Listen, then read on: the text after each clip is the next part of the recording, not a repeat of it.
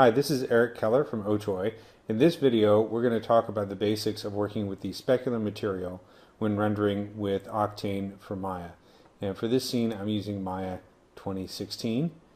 So specular material is great for things like water, or translucent plastic, or things like glass or crystal. We have a little bit of ice here, an ice block here, and it's hard to see, but there's actually a few soap bubbles over here, which we'll be taking a closer look at later on. So when working with specular materials, you want to be aware of which render kernel you're using. If I open up the render settings, I have been rendering this scene in the Octane Render Settings tab with the PMC kernel, which is the highest quality but also the slowest rendering of all the kernels. It's also the most physically accurate.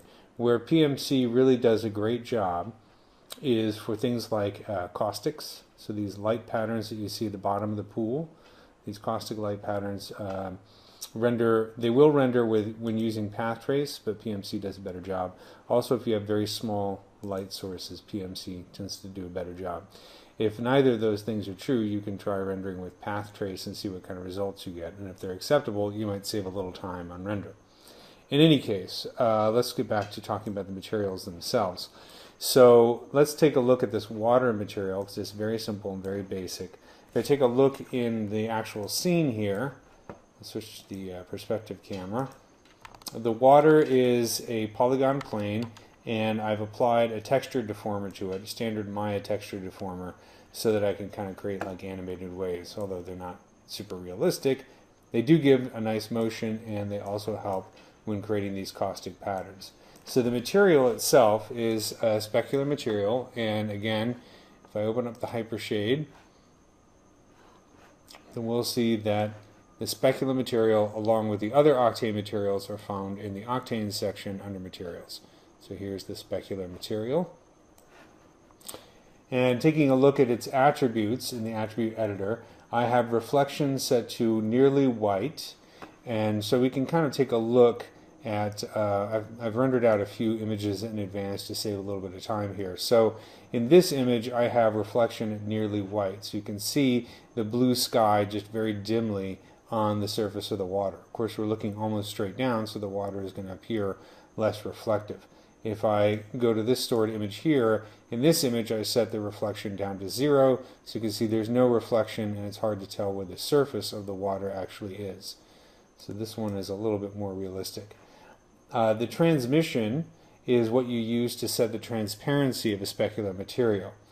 And the transmission in this case is set to 0.944, which is almost completely transparent. At a setting of 1, the object is virtually invisible. At 0, it's completely opaque. So this is nearly completely transparent.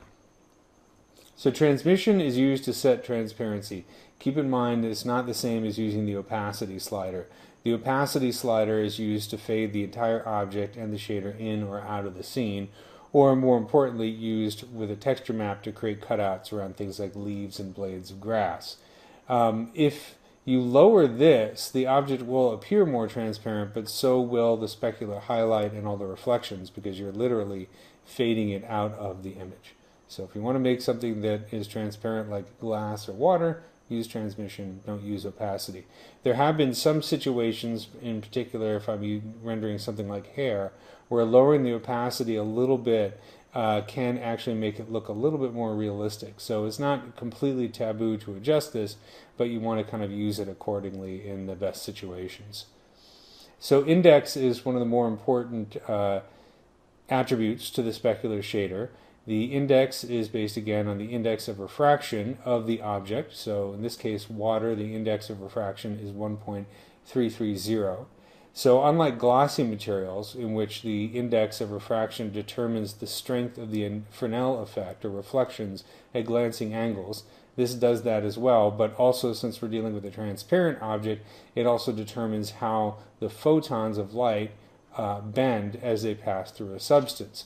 So if a photon of light is hitting the water here and it's transparent, it is going to pass through the water, but since it's going through a material, that photon of light is going to be slowed down. So it's going to be going, as it moves through the water, at a speed that is slower than the speed of light. How much slower? Well, if you think of the speed of light in a vacuum, of an individual photon in a vacuum as being 1, then water is 1.33 times slower than light going through a vacuum. So the fact that it's being slowed down means it's changing direction, and then we get the telltale kind of distortion that you see in refractive surfaces. Just as with glossy materials, you can look up index of refraction online in a web browser, and you'll find plenty of sites that list different index of refractions for different materials.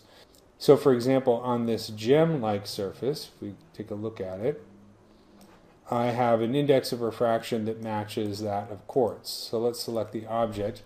Let's take a quick look at it here in the scene, just so you can see how the geometry is set up. So this is a ZBrush object, and it's been decimated.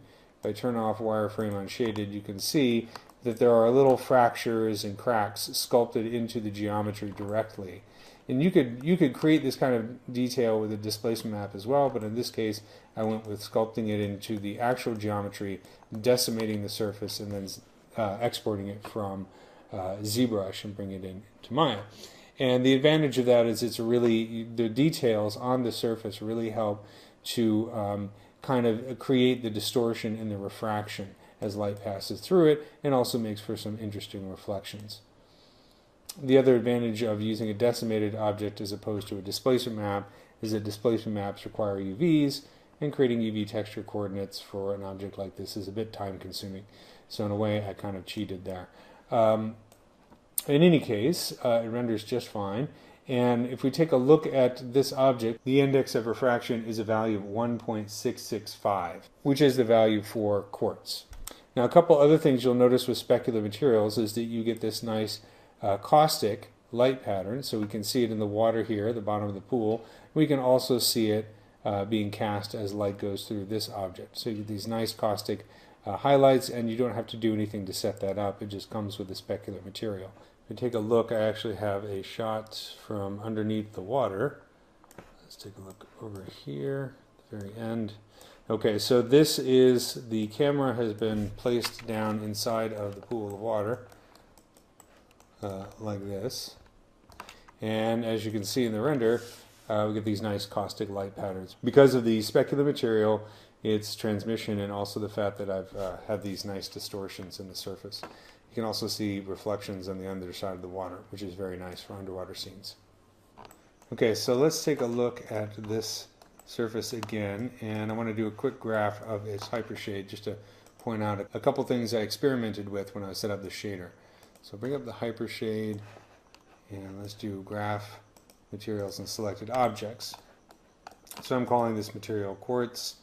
Its reflection is kind of a dark gray. So keep in mind that light passing through an object is transmission, and reflection is light bouncing off of the object. So if you have a very high reflection, a white color, in many cases that's going to work against your transmission. So a lot of times you kind of want to balance out the reflection with the transmission. Of course, it is nice to get, you know, these kind of reflections on the surface. If you take a look at the crystal here, I had to put it up just a little bit just to get enough of that kind of reflective quality.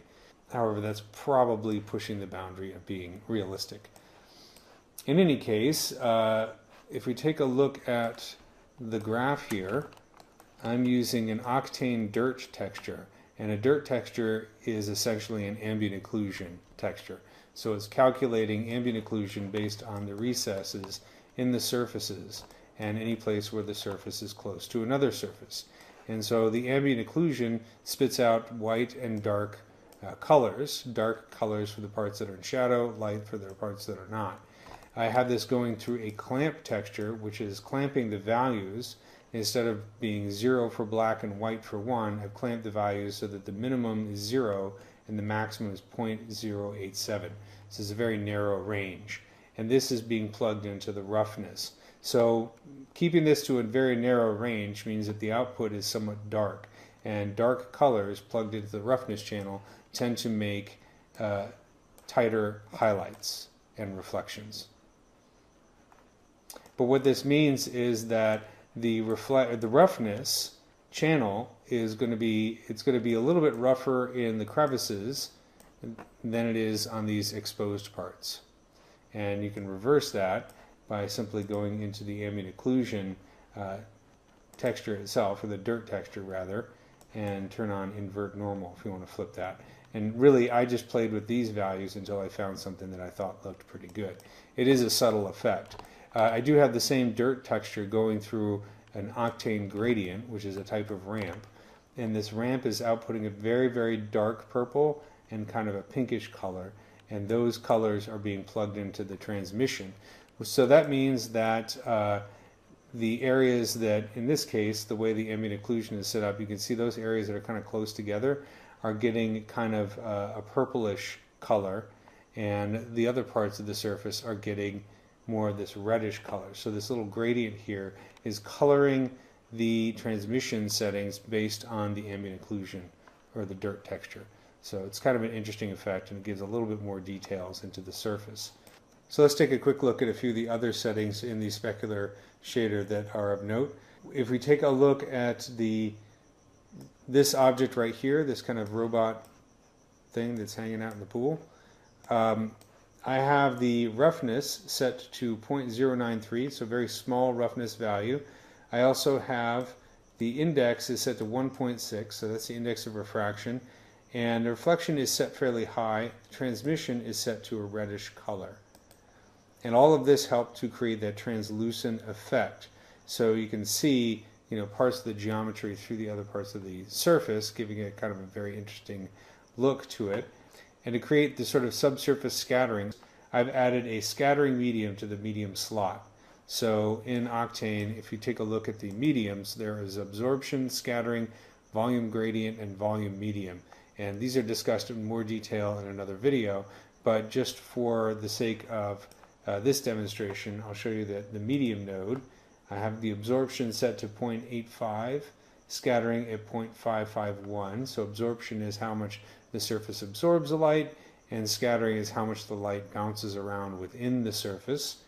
And then phase kind of determines if it's back scattering or forward scattering. So negative values you can kind of think of as being sort of closer to you, or forward scattering, or closer to the viewer. Higher phase values is going to push the scattering back towards the other end of the surface. So that's a good setting to play with as you're kind of developing the kind of look. And then I've set the scale to 1. If the default value of 100 tends to make the surfaces look very opaque when you first attach the node. So sometimes you want to lower that scale value right away and then see what effect it has on the surface. I also have kind of a big block of ice here. So if we select this object and take a look at its shader. So for the ice material, it's a specular material. I have a single image that I created very quickly in Substance that just has kind of a variety of kind of crystal-like noise. So if we take a look at the image itself, kind of quickly thrown together just to make interesting ice-like patterns. So this is being plugged into several other color correct nodes. So I have the image going to an Octane color correct that has set the saturation to 0. So in other words, converting it to grayscale, and this is connected to bump. Then the same texture is going through a color correct node that is being plugged into the transmission, and the color correct node is kind of just lowering the saturation, kind of taking some of that blue down a little bit. I also did some gamma correction and some contrast correction, and that's being plugged into the transmission and controlling the color of the transparency on the surface. And then again, the same texture being plugged into a color correct node that is desaturating it and being plugged into roughness. So we get a nice variation of roughness on the surface and the reflections, as well as within the transparency itself. Now to create this very nice kind of subsurface ice-like quality, to give it kind of a thickness, I've plugged in an Octane volume medium into the medium slot of the material. Take a look at its settings. Here's the volume material right here, the volume medium, and let's take a look at the ice. So I've set the absorption fairly high and the scattering to about 1.97, and again I just kind of fooled around with these values until I got something that I liked, and then I pushed the phase away from the viewer towards the back of the surface, so you're getting this nice kind of translucent quality. and I've set the scale to about 5. And then if we take a look at these bubbles here, I was playing around with creating kind of different types of soapy bubbles or glass. So here in this initial version, I have the transmission set to nearly 1, and I also have the index in the original version is set to a value of 1, meaning that making a very thin bubble-like surface. And then in this version, I had a very low dispersion value. So even though the index of refraction is 1, you can see that light is getting bent around these edges here, as we can kind of see the ice on the opposite side through the bubble. We see a little bit of distortion there and a little bit of coloring. And that effect is created by increasing the dispersion a small amount and also playing a little bit with the film width and the film index. So with a very, very low dispersion, you get a very slight distortion, which kind of keeps it looking thin. It looks like very thin glass, in fact. So if I raise the dispersion value without changing the index of refraction, you can see even more of that distortion. And again, the colors here are a combination of dispersion, but also the film width in this version and the film index. And then you can see in this version, I raised the index of refraction. So this is dispersion and index of refraction. And in this version, I have just the index of refraction. I believe it's about 1.6, but I've turned the dispersion down to an extremely low value. And I've turned off I've set the film width to 0. So we get more of a clear glass, and we get more of a colored glass here. Now the other thing I wanted to point out is the shadows, the quality of the shadows. So in this case, I have fake shadows turned on. And fake shadows are essentially an aesthetic choice. Even though they're not physically accurate, they do let light pass through the object more easily. And this is ideal, or used most often when creating things like architectural glass and that kind of thing.